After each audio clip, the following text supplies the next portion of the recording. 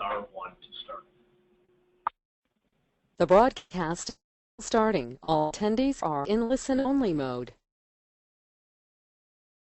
Good afternoon, and if you're joining us from a different time zone, good morning if you're one of our members on the West Coast. This is John Chalifoux, the president of MERA, and I'd like to welcome you to today's webinar, Automotive Aftermarket Outlook, and would like to thank you for participating. As you know, we're scheduled for 1 hour today, and we're going to do our best to take advantage of the time that you've committed and to see if we can actually try to complete the entire event in 45 minutes. So if you can hang in there with us, we think we have some good information to share.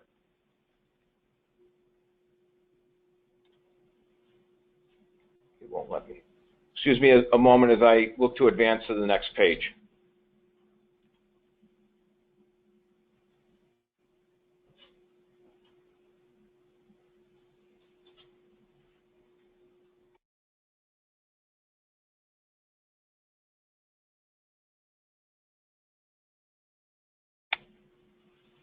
So for today's agenda, what I'd like to do is I'm going to introduce our lead speaker today, Jay Burkhart.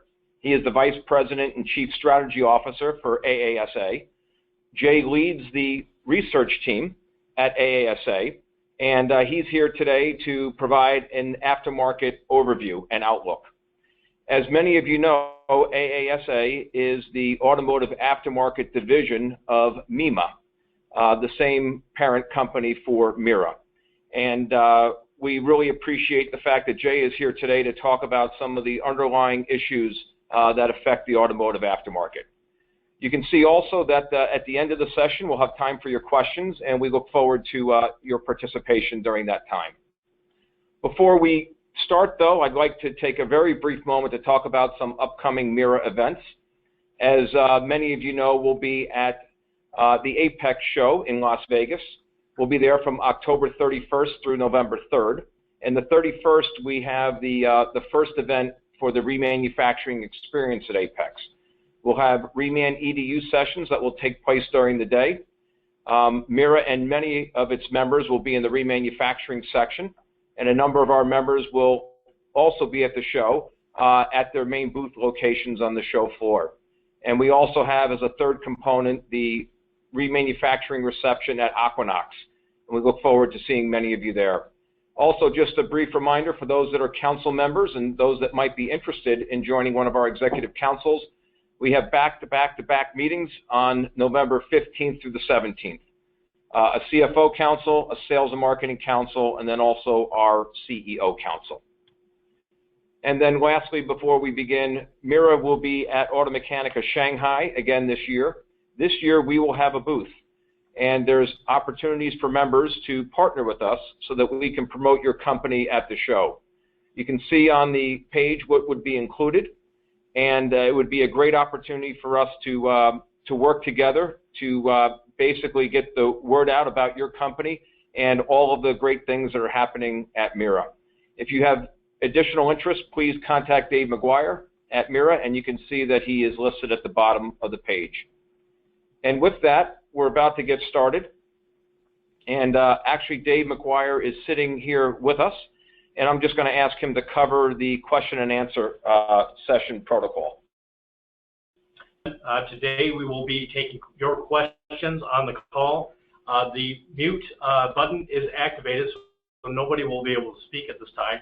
We ask that if you are looking to ask a question to either Jay or John, please use the questions pane or the chat pane on your GoToWebinar software. It'll be on the right-hand side of your screen in the software, and it'll be listed on the bottom for questions and or chat.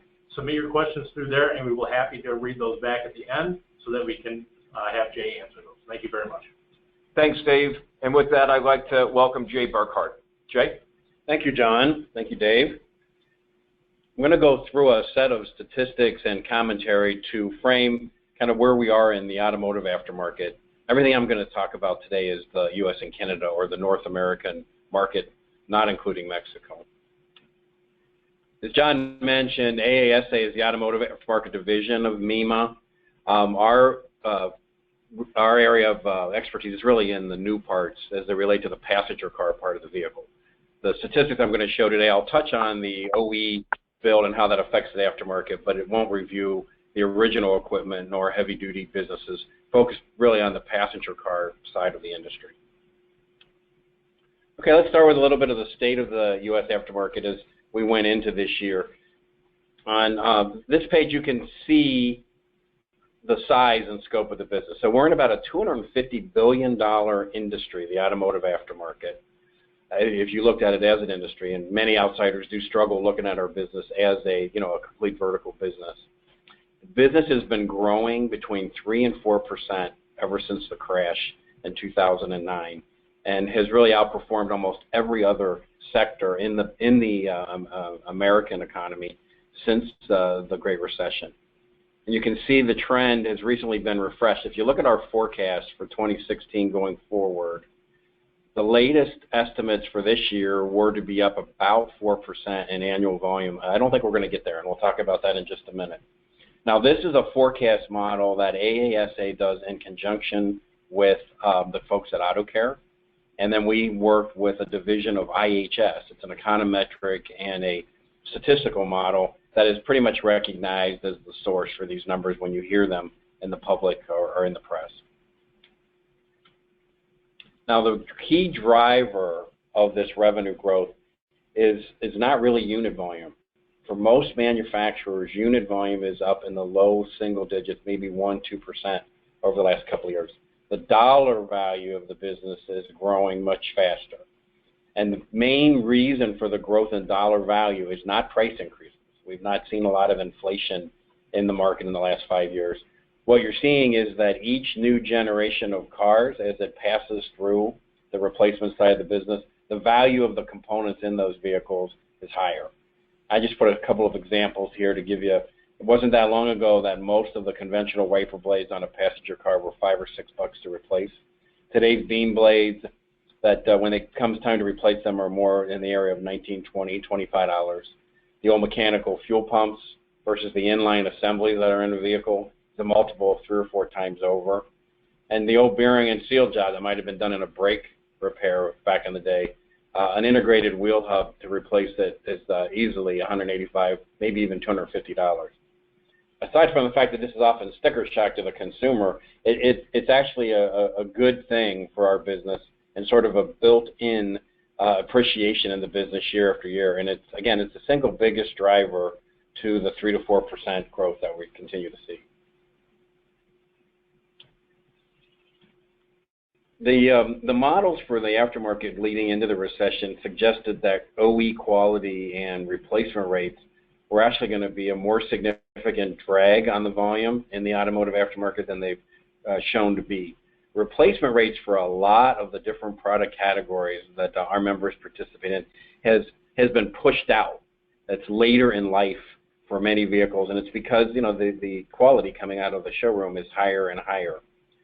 The drag on the business didn't happen because the cars aged much faster than most people had anticipated, and the average age of the vehicle, which I'm going to speak about for a minute, has actually rebalanced this replacement rate. So even though it happens later in life for most vehicles, the cars are on the road that much longer, and the volume has sort of balanced itself out. The next page shows the average age that I just mentioned.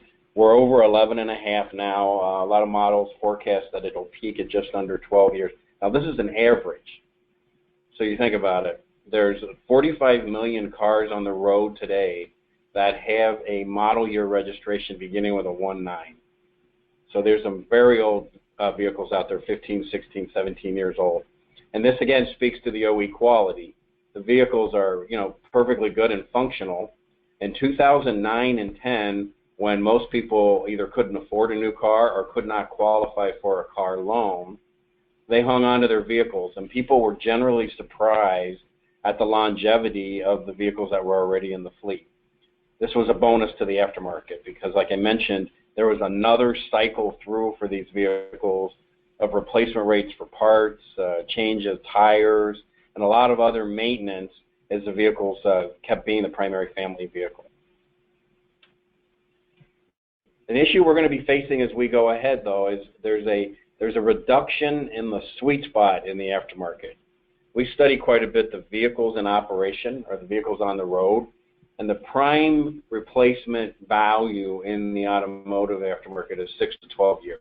After the OE warranty period, often a used car that's been resold and will stay with that owner for another many years.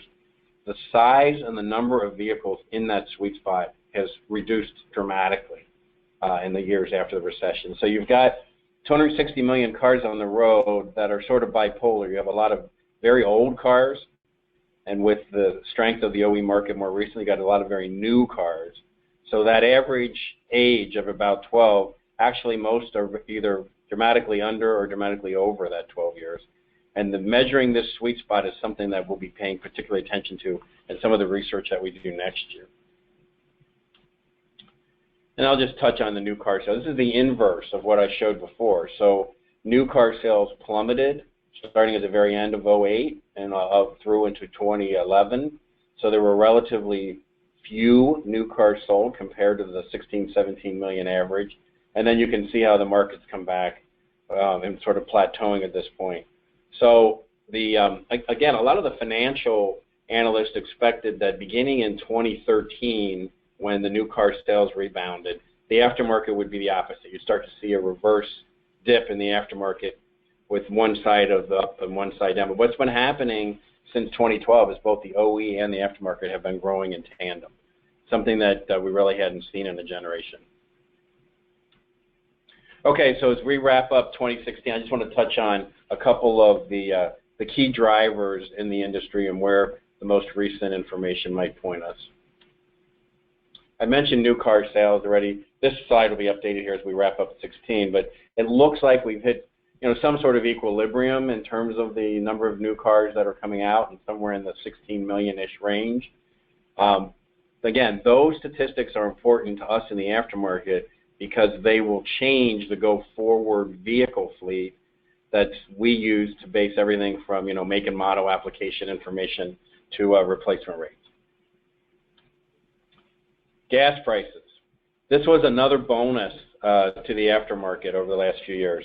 It's hard to remember now, but at the peak of the recession, gas was $4 a gallon, and driving in the country went down significantly, which I'll speak to in a second.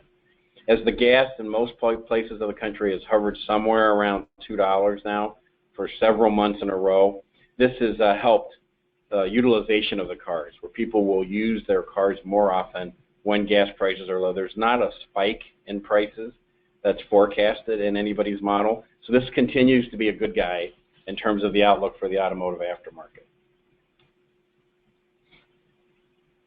So that relates to the next page, which is annual miles driven, something that we track. Get up and this is not heavy duty or commercial, this is passenger car miles, right around 3 trillion a year. Ever since World War II, that figure went up. Year after year after year, more miles traveled were recorded in the U.S.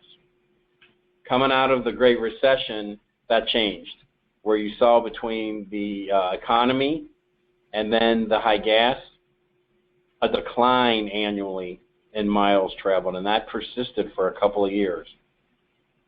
This coincides, if you see the area I've circled there, with the reduction back down to $2 gas, and then more recently the reduction in the unemployment rate. So you can see this is another good guy for the business. We're back on a trajectory of miles traveled by American households continues to increase. Many of the spare parts of the replacement products that are sold really depend on utilization. It's one thing for the car to be owned, but if it's sitting in the driveway, it tends to be a drag on the aftermarket. Most of you are probably seeing increases in traffic congestion over the last 2 years as a result of the miles driven increase. The unemployment rate, again, is just a figure that now that we've gotten below 5% unemployment, just about 30% of all the annual miles traveled in the U.S. are commuter miles, people driving back and forth to work. So obviously, as more people have returned to full-time employment, that's supported the number you saw in terms of miles driven. So generally speaking, these underlying drivers, both for this year and as we look at the next couple of years, are generally positive and sort of underpinning the aftermarket industry outlook.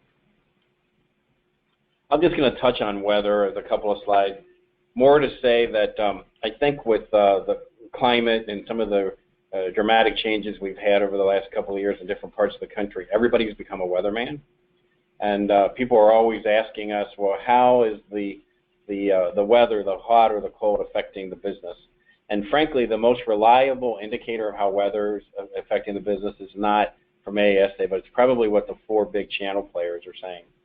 O'Reilly, Advance, AutoZone, Napa, they do quite a bit of tracking of weather and how it affects the retail business.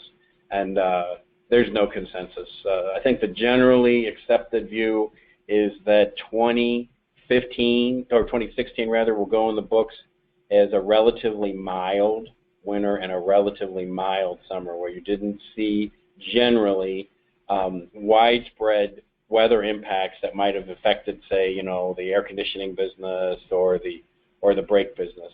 Generally, weather is seen as a moderately negative influence on performance in 2016. Okay, so looking ahead, as we look to the end of this year and into the next couple of years, I'd like to make a couple of comments on the industry outlook. Now, this is more related to what's happening inside the industry, both at the consumer level, the motorist. DIFM is do it for me, and the service growth side of the business, and then talk a little bit about the ongoing consolidation of the trade channels in the United States.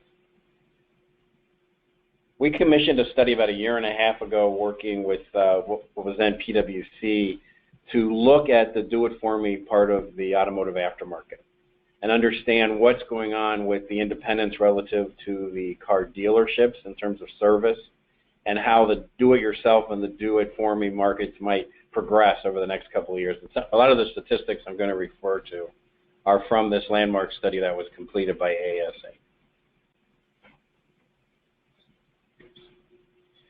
Okay, generally speaking, as you look ahead to the next 5 to 10 years, you're going to see a flattening out of the do-it-yourself business. So the do-it-yourself share of the total $250 billion market not that long ago was 28, 29%. It currently sits at about 26% of the total industry. It's going to shrink over the next 10 years to some 22%. So I think most people are aware that, first of all, the technology on vehicles, many people rely on a service professional to have the work done.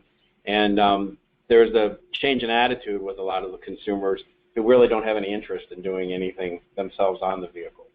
So you're going to see a continued reduction in DIY as a share of the industry, with the service side of the business starting to approach some 80% of the dollar value of the industry. Now, the industry in total is growing. So even though the DIY is losing share of the total pie, its absolute value is pretty flat. And I'll speak to that in just a second, too. Within the service side, the DIFM side of the business, the big winner is going to be OE service. We project that the OE service channel in the aggregate will pick up about 4 points of market share.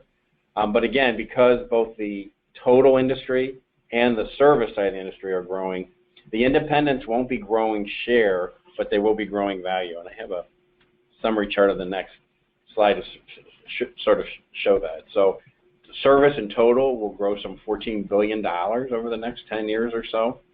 The DIY will stay flat, like I mentioned, at still a big number, but not a growing number. And then you can see that even though the independent channel won't grow as fast as the overall, it'll still be the single biggest component. And by independent, I mean any service outlet not connected with the car company. So it's everything from, Napa and O'Reilly and AutoZone to the Goodyear stores, the Midas, the corner garage, is what we would think of as the independent automotive aftermarket. Within the independent side, you're going to see some share shifts in terms of outlets. We expect by 2025, some 13,000 individual service garages will be out of business. These tend to be the local mom and pop, maybe single location garage or service outlet that might be in your neighborhood. These guys are going to struggle to compete with the technology and the equipment needed to service vehicles. And frankly, a lot of these businesses don't have succession plans. for the future of their business. As I mentioned before, the OE dealer is going to grow, tire dealers, and we do see a growth in chains where there are more and more multi-location regional chains, Royal Muffler and Brake, for example, where you've got it's an independent operation, but it might be 30, 40, 200 stores that are owned by a single owner. We expect that trend to continue. One of the things that's helping the independent channel relative to the OE service channel is consumers don't like the dealer. Another thing that's helping is it tends to be very related, the choice of the car dealer versus the independent, based on the age of the car. So if you look at this chart, you can see in the black is did you go to the dealer the last time? So if a car is under 3 years old, 60% of the time, the motorist is likely to visit the dealer for something or other in terms of the car maintenance. That declines to almost nothing by the time the car gets to be 12 to 15 years old. And again, the average age is almost 12 right now. So you can see the situation in the vehicle age right now is helping the independent. The other chart to the right just shows the income levels, which again, the average income tends to affect how likely a consumer is to go to a dealer. Another statistic that's been in the favor of the independent aftermarket recently. The dealers have recovered. The dealer service business, as it relates to passenger vehicle, did go down with the closures by General Motors and others of many dealer outlets and therefore dealer service bays. That all plateaued out in late 2014. So we have seen consistently from NADA a growth, and this is non-warranty business, this is service and repair business at dealership, has been on a positive curve now ever since that flattened out, and we see that trend continuing in 2016. Now let's talk about the route to market, or the channels of distribution. It's pretty well documented in the automotive aftermarket that the quote-unquote big four have really grown their percent of the industry, and you can see on this chart that that's true. I'm talking about Advance, AAP, AutoZone, AZO, these are their ticker symbols, they're all publicly traded. Napa is a division of Genuine Parts Corp, traded as GPC, and O'Reilly, ORLY. These four publicly traded category killers have about 42% of the business at the end of 2015 collectively. We think that number is closer to 44% now as we close 2016. They do continue to cannibalize share of the industry from the independent warehouse distributors and other players in the business. There is some evidence more recently that the big four are taking share from each other as well. But there are some forecasts that see this number going as high as 50% by 2020. Moving from the brick and mortar side of the business, talking a little bit more about the digital, we are starting to see some meaningful impacts in the aftermarket industry from online activity. And when I say online, I'm talking about both the e-commerce, where the consumer is clicking and purchasing a product online, all the way to some of the other, maybe less direct transactional impacts from online activity to other things that affect the business at large. I'm going to speak to each one of these. This looks to be a pretty significant impact on the business as we go forward. E-tailing is just about 5% of the market, and again, this is click-through. This is someone who would find a automotive part online, would put it in a cart, and complete the purchase. It's still single-digit percentage, still a big business of the industry, but it is projected to grow. Now, one of the things that's been holding back Amazon and other big e-tailing players in the automotive aftermarket, number one, is the complexity of many of the application parts, where other than a floor mat or perhaps a filter, it's difficult for the average consumer to find the make, model, year fitment for his car through a catalog or some other online lookup. The other barrier has been that people won't wait. A lot of do-it-for-me consumers in the States expect to drop their car off in the morning and pick it up at the end of the workday. So even though the boxes might arrive on the porch from Amazon the next day, The market really has not adjusted to a next day type of a timeline. Most shops get hourly or less deliveries from their local parts supplier, and people expect a pretty rapid turnaround in terms of their vehicle service. We'll see if that's going to change as we go forward. A key aspect too is that the internet is driving price transparency, because most consumers, particularly for application or hard parts, really have no sense of what the cost of an individual product might be, or they are a service customer and their typical invoice from a shop has parts and labor mixed in. There's always been a lack of clarity in terms of what things cost to the consumer. The internet's gradually changing that, where you can search online, certainly at the different retail players and compare prices online. More and more you can shop online to look for service providers and what, say, a brake job or whatever would cost. We see that as sort of a two-edged sword. On the one hand, it will increase consumer confidence in the industry, where a lot of people suspect that they're getting ripped off when they get their car fixed or enter the cycle.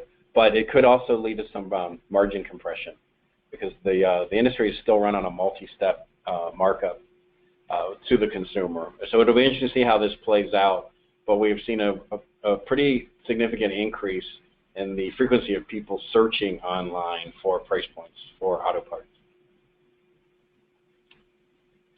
The other thing that's happening is everybody's living their life through their iPhone.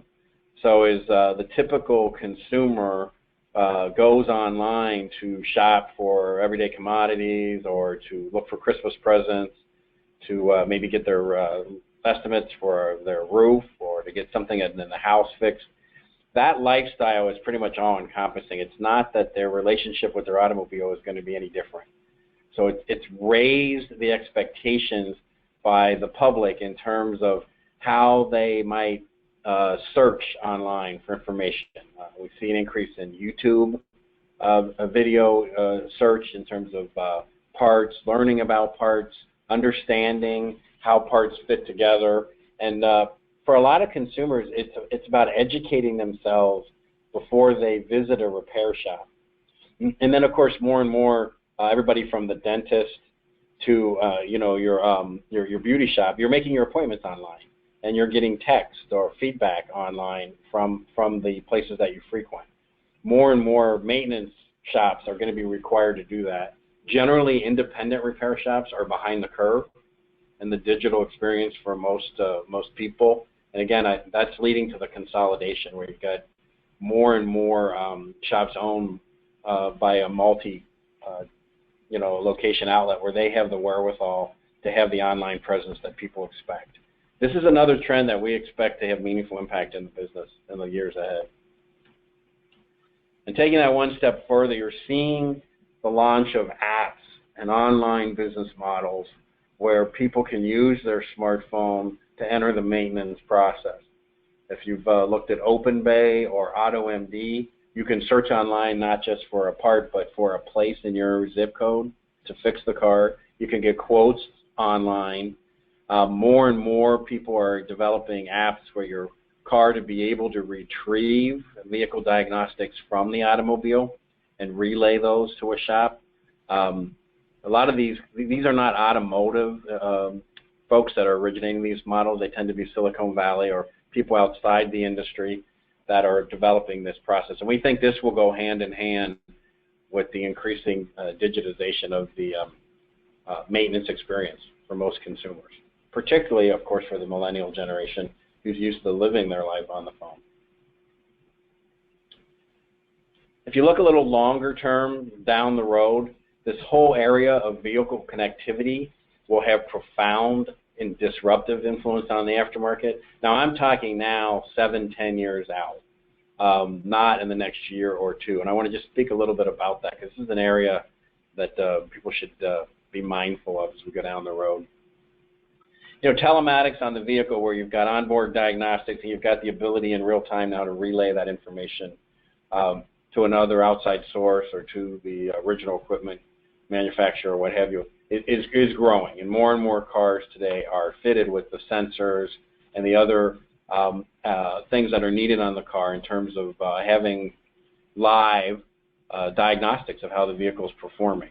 But as those technologies roll in, they're rolling and they're being adopted and they're rolling into a fleet that's already 260 million vehicles strong.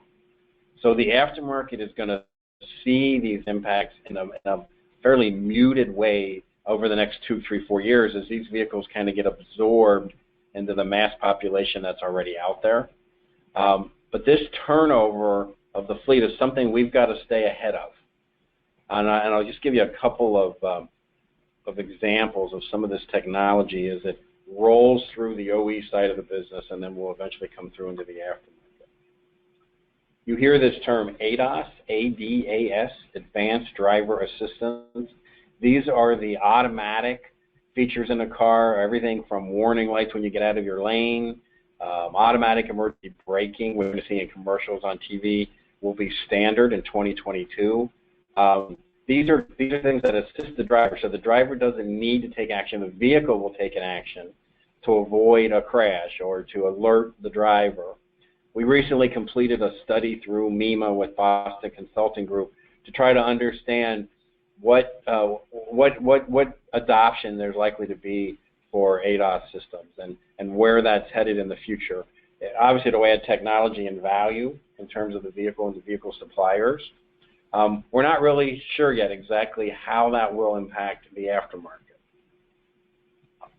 The automated driver assistance and the autonomous vehicle and the rest, why is there so much activity around this? Quite simply because it'll save lives. And anyone who's been looking at the statistics of fatalities on the road, for the first time in a generation, deaths on U.S. highways is going up. Most people believe it's because of distracted driving. It's people text or look at their phone while they're driving. But a lot of these advanced assistance concepts or the autonomous vehicle will not only save lives, it'll save society a lot of the cost in terms of insurance and all the other things that goes with that. So you're going to see the government more and more pushing for the adoption of these kinds of capabilities on the vehicle. And again, it's going to have a long-term impact on the automotive aftermarket. A couple other things I'd point out. You're seeing the vehicle gradually move away from being a purely mechanical appliance for the consumer into an electronic one. So if you went to the Consumer Electronics Show this past year out in January, CES used to be known as the place where Steve Jobs would put on his turtleneck and introduce the latest iPhone. 60% of the show floor at CES last year was cars. And all the different things that relate to the connectivity and the telematics and all the other aspects of the part of the consumer's life that's spent in an automobile. So we do expect to see a continued convergence of consumer electronics and the passenger vehicle. That should open up opportunities for the aftermarket.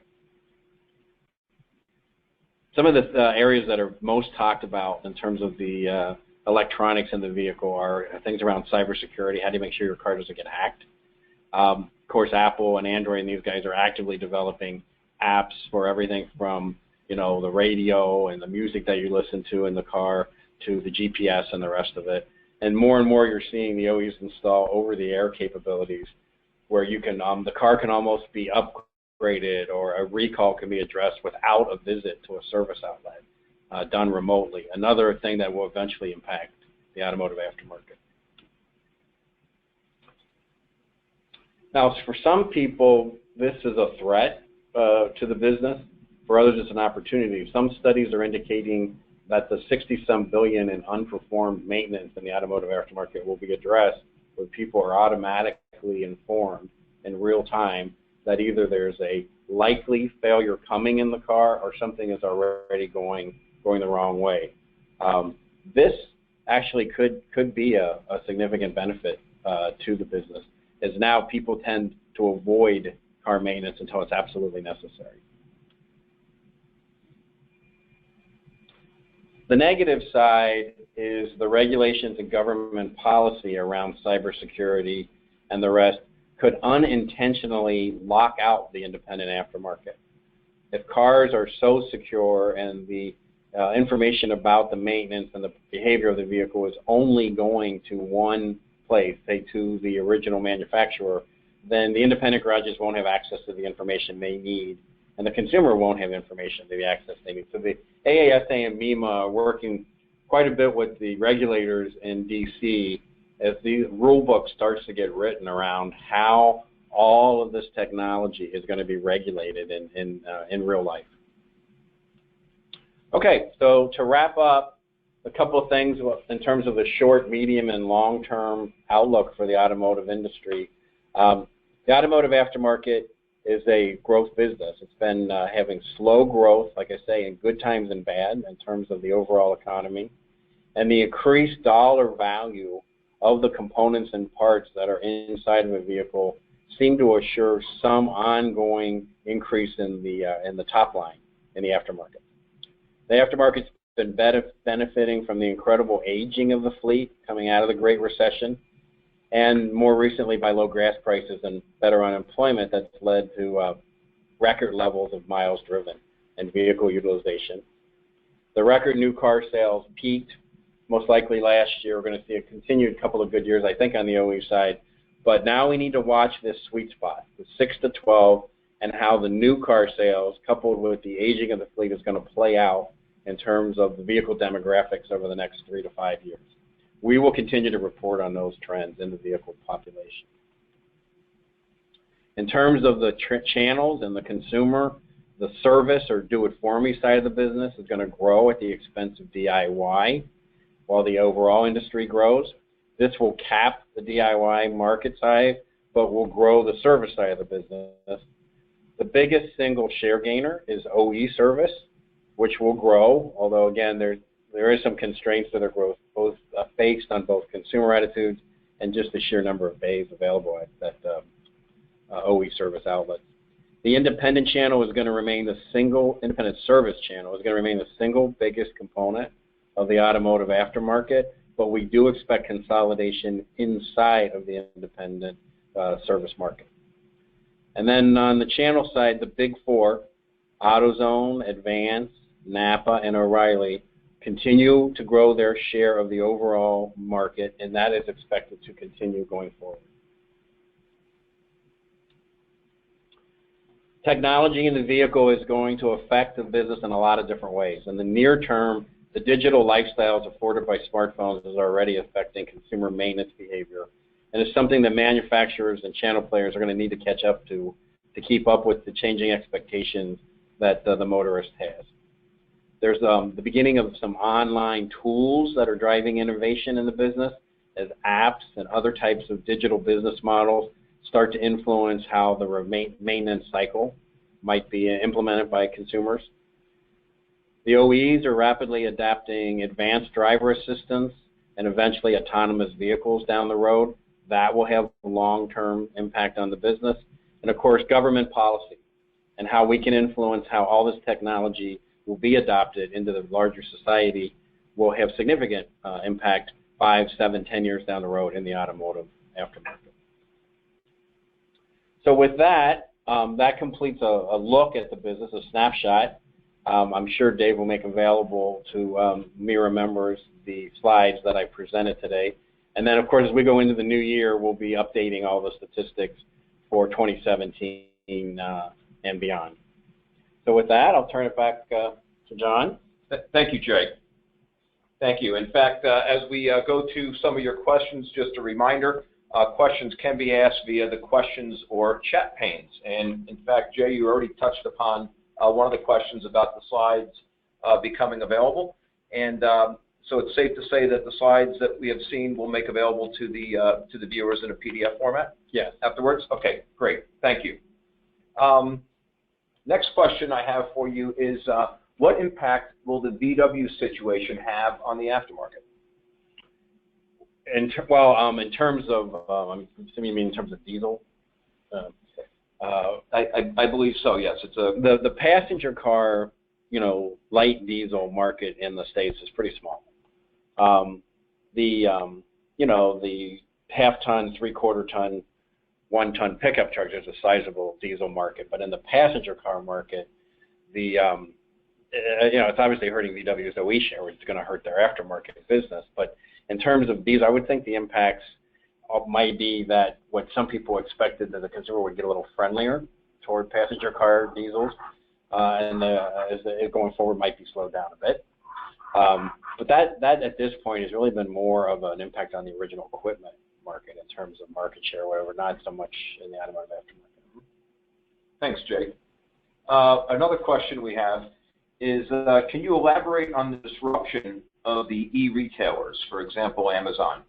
Do you have any information on their shift in focus over time from DIY to DIFM, becoming distributors rather than just retailers? Yeah, we're going to do an updated landmark study in 2017, at the beginning of the year, where one aspect of it is refreshing this whole look at e-tailing. I think many of you know Amazon. First of all, they do have a couple of distribution centers now in the U.S. These are Amazon distribution centers where they are stocking auto parts, hard parts, pretty broad range of auto parts. In the beginning, a lot of the parts business done on Amazon was on the Amazon marketplace through third parties, but Amazon has stated that they are committed to being a bigger player in the space. They've also been testing, same-day delivery to a lot of different concepts in different markets across the country where, yeah, theoretically, Amazon could stock and provide, within the hour delivery to shops or to consumers of auto parts. The velocity of a lot of the individual part numbers that make up an aftermarket range is a different animal for Amazon compared to a lot of the high velocity products that they do now. But we do expect them to play a bigger role over time in the aftermarket. And of course, eBay Motors has quite a big site in terms of the aftermarket. And you're seeing them do a lot of work with simplifying make, model, year lookup and some other things that will make it easier for the consumer online. So I do think personally, and I think we do as an association, that will be a pretty interesting thing for us to watch. And I think the numbers that we showed are already a couple of years old, and in the digital area, that's a lifetime. Thanks, Jay. Here's a question about the sweet spot. When you say the sweet spot is declining, do you mean that the sweet spot will drop below 6 years, or do you mean the number of new cars will push down overall, the number of cars in the 6 to 12-year range? The second is what I meant. I think depending on what product category you participate in, the sweet spot, the typical make year range where most of the replacement is done, it varies. Okay, so brakes might be more 4 to 8. Something like replacing a head gasket or something might be 11 to 15. The industry average is 6 to 12. So the more cars that are in that age group, 6 to 12 years old, the better for us as an industry. And because of the demographics of the vehicles in operation right now, you've got a lot under 5 years and a lot over 12 years. You have a reduction in the absolute number of vehicles in the sweet spot. So that's what I meant by that. You haven't, in the last couple of years, really seen that as a big drag on the aftermarket volume, because the 10 and older, like I said, have been held on longer. You've had a second replacement bump there. But I think that sweet spot I don't think it starts growing again for like another year or two in terms of just the rebalancing of the age that's out there. And I would think, depending on the product category you may be in, you may be seeing that impact more than, say, the industry at large. Thanks, Jay. Here's another question. Please speak to the aftermarket demand to add Apple CarPlay and Android Auto capability to older vehicles. Do you see a supplier stepping up in this market? Yes. I think a couple of things. One is there seems to be a direction generally that, it's about the phone. It's not about the car. Like Apple now, they're backing out and making an Apple car because a lot of what goes on inside the car can be controlled by the Apple phone.